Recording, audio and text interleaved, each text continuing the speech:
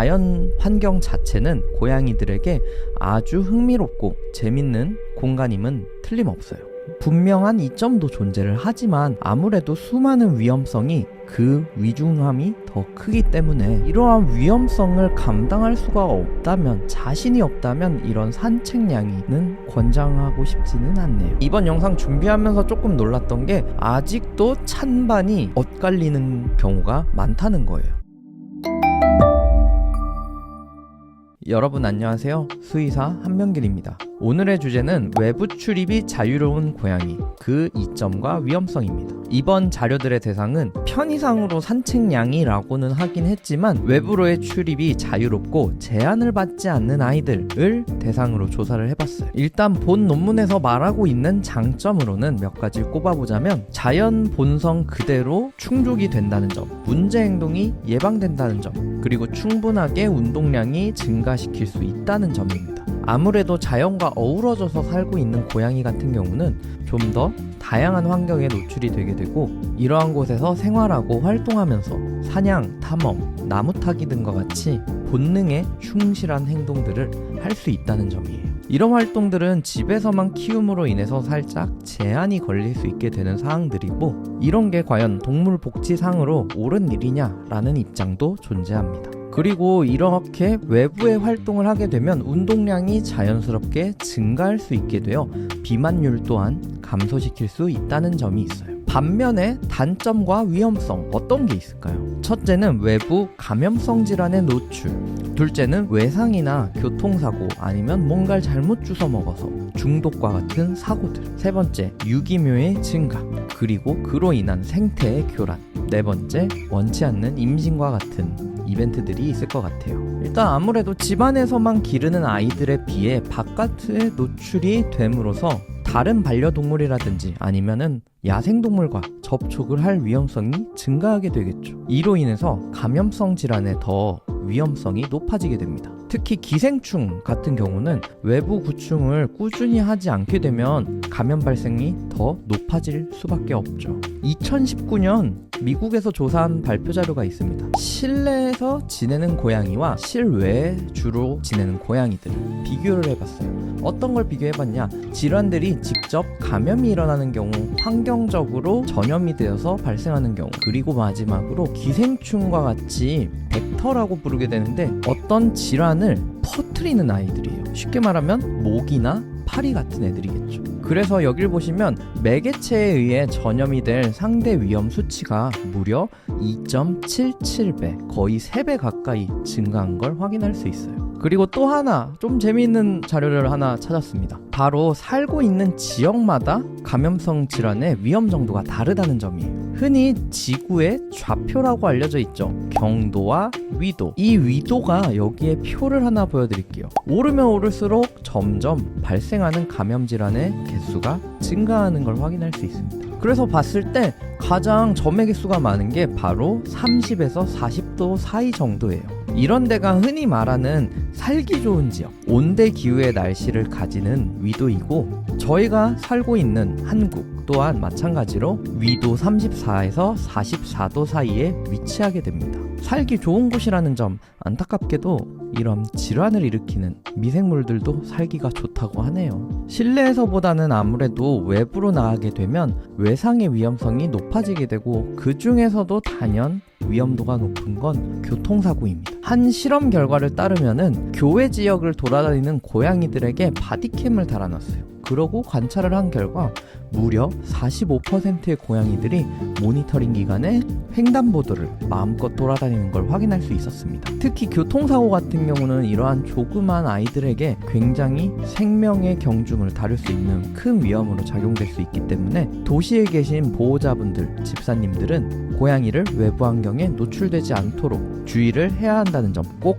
명심하세요. 또한 흔히 볼 수 있는 식물들 중 몇 가지는 고양이에게 독성을 일으킨다는 위험성도 존재합니다. 대표적으로는 이제 백합이라든가 튤립, 진달래 이런 꽃들이 있고요. 그 외에도 정말 수많은 식물들이 고양이에게 위험이 될 수 있어요. 그 다음 질병이나 질환이나 사고가 아니더라도 고양이 자체가 유기묘가 될 위험성도 존재한다는 점이에요. 2017년 휴메인 캐나다라고 하는 비영리 동물보호기관에서 조사를 해봤습니다. 실제로 집을 나간 강아지들이 다시 돌아오는 확률은 무려 68%에 달한다고 해요. 하지만 고양이의 경우는 그저 10%에 밖에 달하지 않는다고 합니다. 다시 말하면 90%의 고양이들은 결국엔 바깥에서 살게 된다는 뜻이에요. 이렇게 자연으로 갑자기 버려지게 되거나 아니면은 길을 잃은 고양이들은 생태계의 새로운 포식자로 작용을 하게 되고 생태계를 교란하게 됩니다. 그래서 먹이 사슬에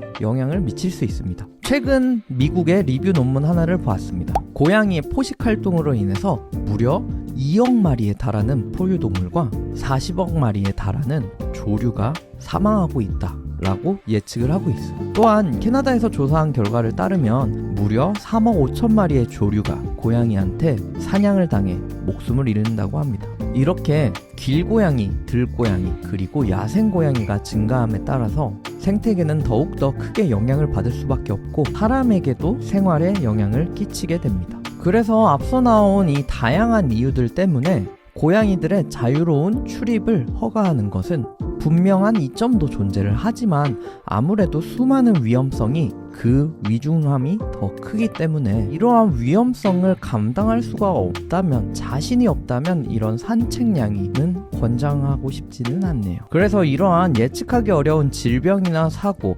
아무래도 예방하는 방법으로는 노출의 가능성을 줄이는 게 아닐까 싶네요.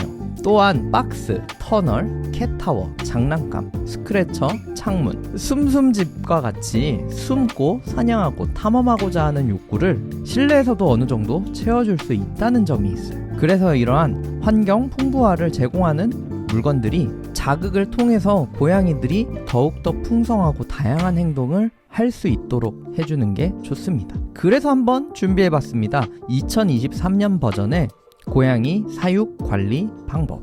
여기엔 다양한 논문을 참고하여서 국제 고양이 수의사회죠 ISFM과 미국 고양이의학회 AAFP가 만나 고양이 복지를 위해서는 이 5가지의 조건을 꼭 구성해주세요 하고 내건 조건들이 있습니다. 첫째, 숨을 공간의 제공. 둘째, 여러 개의 중요한 기본적인 환경 제공. 여기에는 이제 식사라든가 물, 그리고 화장실 같은 게 있고요. 세 번째, 사냥놀이의 기회를 제공하라. 네 번째, 사람과 고양이 간의 사회 교류가 긍정적이고 지속적이어야 된다.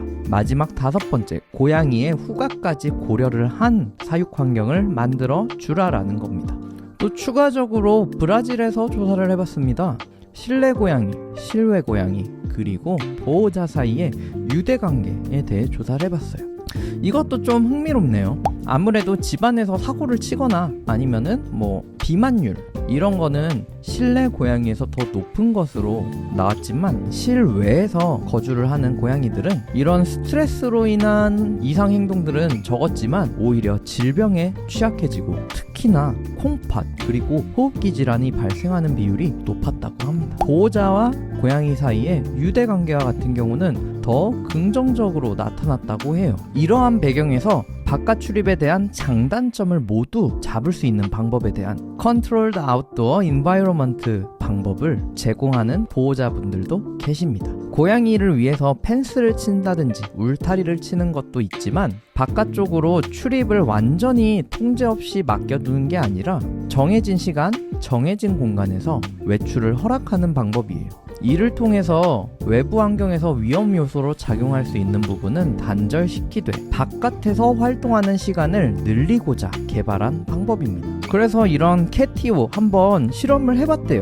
영국의 교외 지역에서 작은 정원을 설치한 뒤 고양이와 외부 활동을 꾸준히 한 결과 고양이가 바깥에서 활동하는 시간이 증가하게 되었고 길에서 사고가 난다든지 길고양이 발생 위험성 아니면 바깥쪽에 존재하는 고양이나 강아지들과 다툼 그리고 위험물질의 노출로 인한 중독과 같은 위험도가 다 줄어들었다고 합니다. 또한 이와 동시에 다양한 건강 문제라든지 스트레스를 유발하는 행동들 모두 감소한 걸 확인할 수 있었어요. 그래서 저희가 좀 더 찾아봤는데 동물자유연대 온캣센터 블로그 글을 보니까 이 온캣센터에서도 이러한 캣티오를 설치를 해서 자유로운 출입이 가능한 통제된 외부 환경을 조성해줘서 구조된 아이들이 조금 더 빠르게 적응할 수 있도록 도와주고 있습니다. 비록 우리나라는 뒷마당이나 정원이 딸린 집이 많지 않고 차가 많이 돌아다니는 환경상 고양이들이 바깥쪽에 돌아다니거나 산책을 하는 거에 제약이 많게 됩니다.